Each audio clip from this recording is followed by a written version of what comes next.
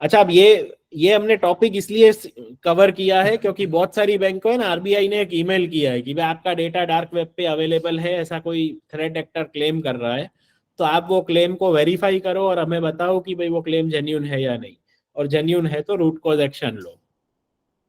तो वो जो थ्रेट एक्टर है ना, वो रीसेट माई नेम करके कोई यूजर है, वो बहुत सारे डार्क वेब मार्केट प्लेसेस में एक्टिव है।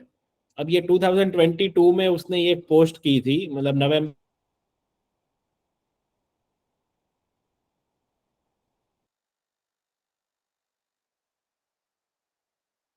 Sir, you are not audible.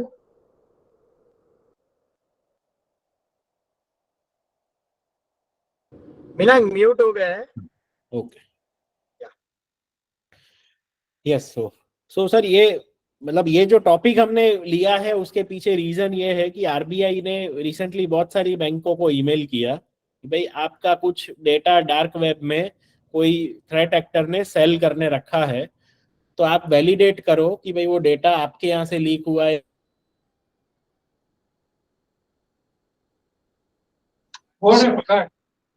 Sir mute हो गया है।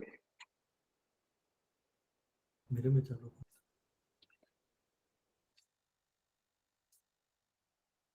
अच्छा, अब ऑडिबल है ना? Yes sir, it's audible. Okay. So जैसे आरबीआई ने बहुत सारी बैंकों को ईमेल किया कि भैया 2020 मतलब एक कोई एक डार्क वेब पे एक पोस्ट आई अभी फेब 2024 में ही कि भाई इंडियन बैंक का बहुत सारा डेटा है जो कोई हैकर ने सेल करने रखा है। तो आरबीआई ने तो पोस्ट का लिंक दे दिया कि भाई आप जाके वेरीफाई कर लो कि भाई ये डेटा जेन्यून है या नहीं, और अगर जेन्यून है तो आप रूट कॉज एनालिसिस हमें सबमिट करो। उसमें बहुत सारी cooperative banks, nationalised bank, private banks, सबके ही नाम थे। तो हमने वो जो थ्रेट एक्टर था जिसने ये पोस्ट किया था, वो रीसेट माई नेम करके यूजर था। अब वो देखो, उसका ये काम ही ये है कि भाई वो रैंडम जगह से डेटा कलेक्ट करता है और फिर ऐसा पोस्ट करता रहता है कि भाई मेरे पास बैंक्स का डेटा है, आपको बाई करना है तो आप मेरे को बोलो। तो अब जैसे ये 2022 की पोस्ट है, इसमें कहीं पर भी इंडियन बैंक नहीं लिखा है। ये पोस्ट में उसने कुछ यूएसए की बैंक्स थी, कोई चाइना की बैंक्स थी, कोई अदर यूरोपियन कंट्रीज थी, इटली की कोई बैंक्स थी, वैसा सारा डेटा उसने सेल करने रखा था। ये स्लाइड का पर्पज ये है कि आपको थ्रेट एक्टर का एक हिस्ट्री बताने के लिए कि भाई वो यही डायरेक्शंस में काम करता है और सबसे खाली वो उसको जो भी पैसा मिल जाए वो उसका पर्पज है।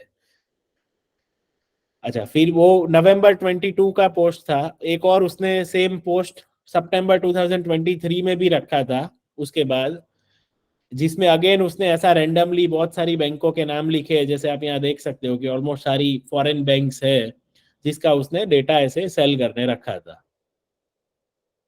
मूविंग फॉरवर्ड उसने 5 पोस्ट की, कुछ एक 2017 में भी था, फिर 2023 में, फिर 2024 में, जिसमें वो हर बार एक ही बात बोल रहा था कि भाई मेरे पास इंडियन बैंक का बहुत सारा डेटा है। ठीक है, और अगेन वही कि भाई ये $100 में मैं आपको इतना डेटा दूंगा, $200 में इतना डेटा दूंगा। तो अब पुरानी जो पोस्ट थी वो तो आज तक किसी ने पकड़ा नहीं, आरबीआई को भी कोई इश्यू नहीं था। लेकिन जब 13 फेब को जो पोस्ट आई, जो सबसे पहला पोस्ट है exploit.in का, तब आरबीआई ने उसमें से वो ये लिस्ट में से रैंडम बैंक्स को लेके एक ईमेल कर दिया कि भाई ठीक है, आप इसको वेरीफाई करके मेरे को बताओ। ठीक है, जबकि वो 2017 से सेम पोस्ट किए जा रहा है, ऐसा तो है नहीं उसने पहली बार किया। वो आप वो थर्ड और फोर्थ पोस्ट देखोगे तो रशियन लैंग्वेज में वो सब यही बोलना चाहता है कि भाई मेरे पास इंडियन बैंक्स का मोबाइल नंबर्स का डेटाबेस है, आप उसको बाई करो मेरे से। ठीक है, अब अल्टीमेटली हुआ कि आरबीआई के एक ईमेल से हैकर को प्रमोशन मिल गया, उसकी एडवर्टीजमेंट हो गई।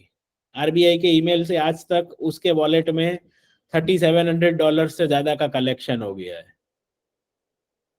ठीक है, तो अल्टीमेटली ये तो क्या हो रहा है, हैकर को प्रमोशन मिल रहा है, वो तो और फालतू के ऐसे पोस्ट करेगा कि भाई इंडियन बैंक का डेटा, इंडियन बैंक का डेटा है। उसको पता है इंडियन बैंक वर्ड लिखूंगा तो मेरे को सब मेरे से डेटा बाई कर रहे हैं। अब इसमें मैंने एक ट्रांजेक्शन को हाईलाइट किया है $100 का, वो इसलिए हाईलाइट किया है कि मैंने भी वो $100 उसको दे के वो डेटा का सैंपल खरीदा कि हमें पता चले कि उसमें एग्जैक्टली क्या डेटा है। तो अब वो डेटा देखो, बहुत सारी बैंकों का डेटा है जिसमें मोबाइल नंबर्स, कस्टमर्स के नाम, एड्रेस वगैरह इंफॉर्मेशन है।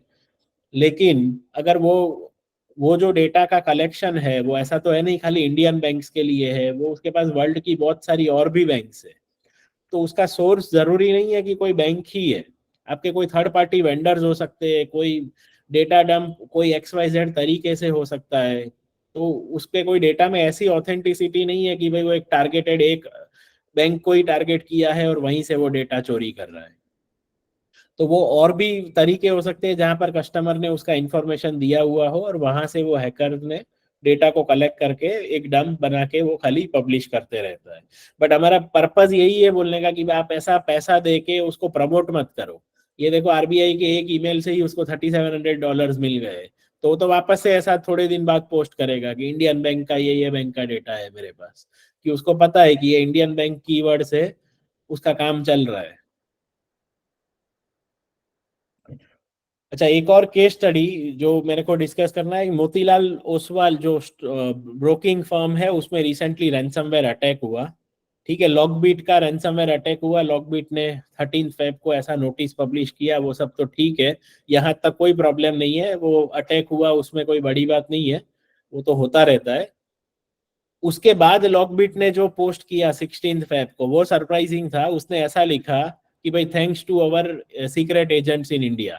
उसका मतलब क्या हुआ कि जो रैंसमवेयर अटैक करवाया ना उसमें कोई इनसाइडर इन्वॉल्व था।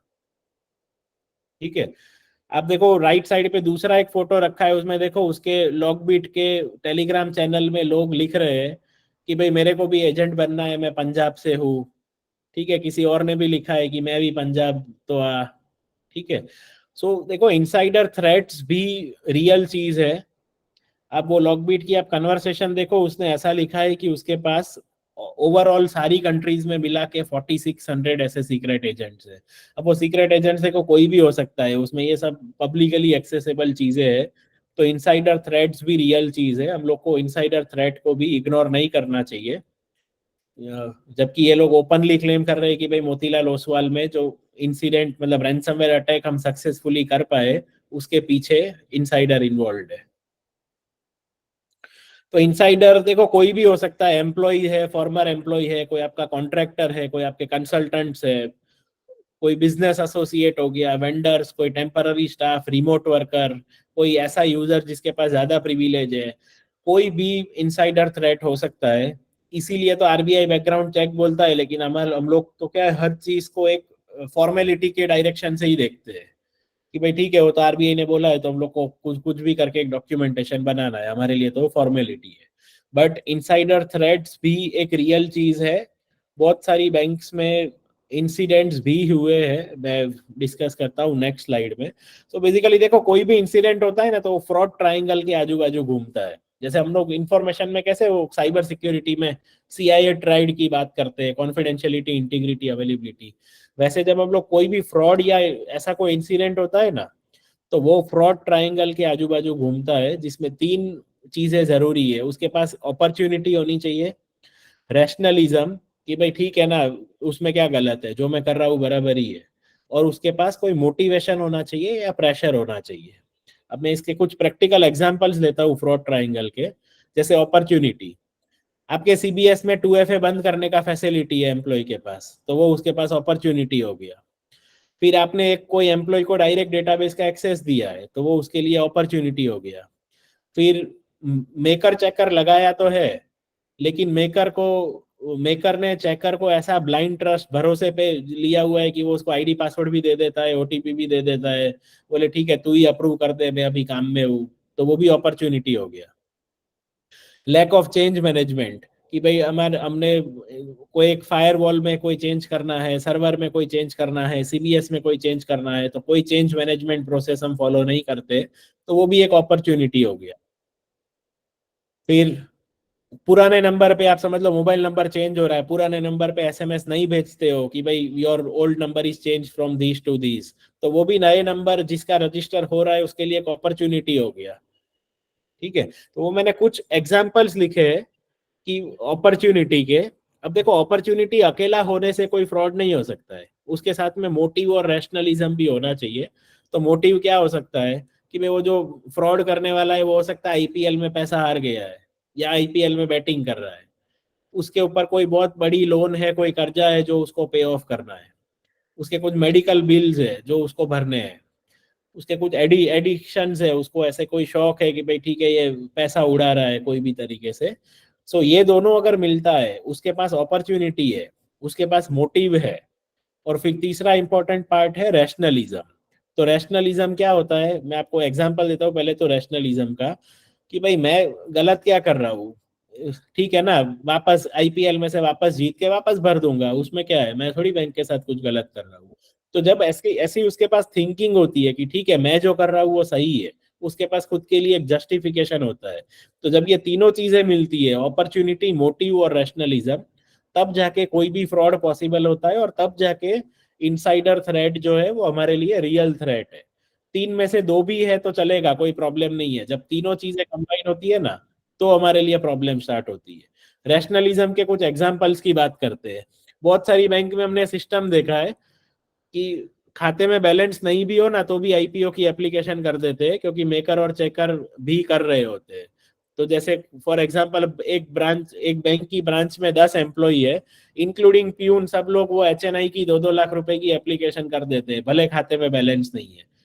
ठीक है, तो वो सब एक दूसरे को जस्टिफाई करते हैं, ठीक है ना, बाकी 9 ने भी किया है तो मैं भी कर रहा हूँ, उसमें कौन सी बड़ी बात है।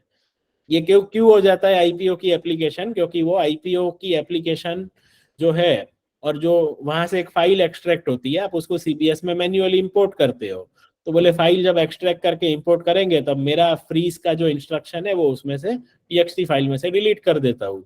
अब यहाँ आपके पास रैशनलिज्म क्या होता है कि ठीक है ना, कोई बात नहीं, अगर मेरे को आईपीओ लगा तो पैसा तो मैं भर ही देने वाला हूँ ना, मैं कहाँ बैंक के साथ कुछ गलत कर रहा हूँ। तो वो रैशनलिज्म हो गया। एक और केस, मेकर बोलता है मेरी क्या गलती, चेकर को ध्यान देना चाहिए ना, चेकर ने ध्यान नहीं दिया इसलिए मैंने गलत ये फ्रॉड किया। ठीक है, तो वो भी रैशनलिज्म का एग्जांपल हो गया। फिर एक होता है कि भाई भर ही दूंगा ना, मैं कहाँ चोरी करके भाग रहा हूँ, बोले मैं तो आईपीएल में सट्टे के लिए पैसे निकाले बैंक से, जब वापस आएंगे तो वापस डाल दूंगा बैंक में। तो वो भी रैशनलिज्म का एग्जांपल हो गया। फिर कोई होता है कि भाई ठीक है ना, बैंक से पैसे ले लिए तो क्या हुआ, मेरे को जो सैलरी मिल रही है उससे तो 3 गुना काम कर ही रहा हूँ मैं। तो मतलब उसके लिए ऐसे उसके पास खुद को जस्टिफाई करने के लिए बहाने होते हैं। तो वो रैशनलिज्म हो गया। तो जब ये तीनों चीजें मिलती है, अपॉर्चुनिटी, मोटिव और रैशनलिज्म, तब जाके कोई भी फ्रॉड पॉसिबल होता है। तो अब हम लोग देखो, जो आपको इसमें से बहुत सारे कंट्रोल्स है जो हम लोग रिलेवेंट जगह पे बात करते हैं कि भाई पुराने नंबर को एसएमएस भेजो, डेटाबेस का एक्सेस रीड ओनली रखो। तब क्या है, वो हमारे साथ फाइट करते हैं कि भाई मेरा सीबीएस वाला तो ऐसा ही देगा, वो 2F है तो यही रहेगा। तो आप हमारे साथ फाइट करके कुछ नहीं होगा, आप ही किसी को अपॉर्चुनिटी क्रिएट कर रहे हो, और कल जाके उसको मोटिव और रैशनलिज्म मिलेगा, तो वो तीनों मिला के वो अल्टीमेटली एक इनसाइडर थ्रेट ही खड़ा हो रहा है। एक प्रैक्टिकल एग्जांपल लेते हैं इनसाइडर थ्रेट का। ये इसलिए मैंने अभी लाया क्योंकि ये दिसंबर 2023 में ही ये केस का जजमेंट आया। एक फर्स्ट रिपब्लिक बैंक है यूएसए में, वो अप्रैल 2013 में क्या हुआ, लास्ट ईयर ही, वो एम्प्लॉय कुछ बैंड वेबसाइट उसने विजिट किया कंपनी के लैपटॉप से। तो वो बैंक ने उसको निकाल दिया कि भाई ठीक है, तू अब से जॉब से निकाल रहे हैं तेरे को, क्योंकि तूने वो बैंड वेबसाइट विजिट करी बैंक के लैपटॉप से। अब वो एम्प्लॉय ने क्या किया, उसको निकाल दिया ना, तो उसने बैंक का लैपटॉप तो वापस नहीं किया, वो बैंक का जितना भी कोड रिपोजिटरीज था, जो भी कोडिंग था उसके पास, वो सारा कोड उसने डिलीट कर दिया। वो लैपटॉप से उसने सर्वर पे मैलिशियस स्क्रिप्ट्स भी रन कर दी, दूसरे एम्प्लॉयज के अकाउंट में से भी लॉग इन करके कुछ एक्टिविटीज करी, और अल्टीमेटली बैंक को $2,20,000 का नुकसान किया। ठीक है, वो अप्रैल में उसने ये किया, दिसंबर में उसको 3 साल की जेल भी हो गई, और कुछ उसको 5 लाख रुपए की पेनल्टी भी भरने को आई। लेकिन बात वही है कि आप किसी को उतना अपॉर्चुनिटी दोगे तो वो आगे जाके फ्रॉड में कन्वर्ट होगा। अगर जरूरत से ज्यादा एक्सेस दिया तो ये चीज पॉसिबल हुई ना, कि उसने कोड डिलीट कर दिया, मैलिशियस स्क्रिप्ट भी रन कर पाया, दूसरे एम्प्लॉय के अकाउंट में लॉग इन भी कर पाया वो। तो आप अगर किसी को एक्सेस दे रहे हो, दैट मीन्स जरूरत से ज्यादा एक्सेस दे रहे हो, तो दैट मीन्स वो एक अपॉर्चुनिटी है। फिर वो रैशनलिज्म और मोटिव के साथ में मिलके वो फ्रॉड हो सकता है। Not only cyber fraud, but financial frauds भी पॉसिबल है इसमें। अच्छा, लास्टली एक पैचिंग के ऊपर बात करके एंड करते हैं। देखो, पैचिंग हमारे लिए तो जरूरी है, हैकर के लिए भी जरूरी है। जो लॉकबिट रैंसमवेयर ग्रुप है ना, उसका सर्वर एफबीआई ने हैक कर लिया। अब वो एफबीआई ने सर्वर कैसे हैक किया, क्योंकि वो पुराना पीएचपी वर्जन चला रहा था। ठीक है, तो इसलिए पैचिंग हमारे लिए तो जरूरी ही है, हैकर के लिए भी जरूरी है, वरना चोर के घर में भी चोरी हो जाती है। तो इसलिए पैचिंग का हम लोग बार बार इम्पोर्टेंस बताते आए हैं, और वो आप अगेन एक और बार इम्पोर्टेंस बताना था मेरे को। तो जैसे समझ लो पैचिंग की बात करते हैं, जेनकिंस को अपडेट करने का आरबीआई का एक एडवाइजरी आया था। तो आपने कैसे डिसाइड किया कि आप जेनकिंस सॉफ्टवेयर यूज करते हो या नहीं करते हो? आपकी बैंक में ये जेनकिन सॉफ्टवेयर यूज होता है या नहीं, वो कैसे डिसाइड किया आपने? ये अलर्ट नंबर 1 ऑफ 2024 ये लास्ट मंथ ही आया था, जो जिसमें बोला था कि भाई जेनकिन सॉफ्टवेयर है वो आपको अपडेट करना है। तो आपने डिसाइड कैसे किया? व्हाइट लिस्ट है सॉफ्टवेयर लिस्ट की वजह से। ठीक है, तो सिक्योरिटी स्टार्ट्स विथ विजिबिलिटी जैसे हेडिंग लिखा है मैंने। आपके पास अगर इन्वेंट्री होगी तो आप डिसाइड कर सकते हो, अगर आपके पास इन्वेंट्री नहीं है तो फिर आप खुद ही बोल दोगे कि ठीक है, कभी नाम नहीं सुना है तो यूज नहीं करते हो, क्या ना चलेगा।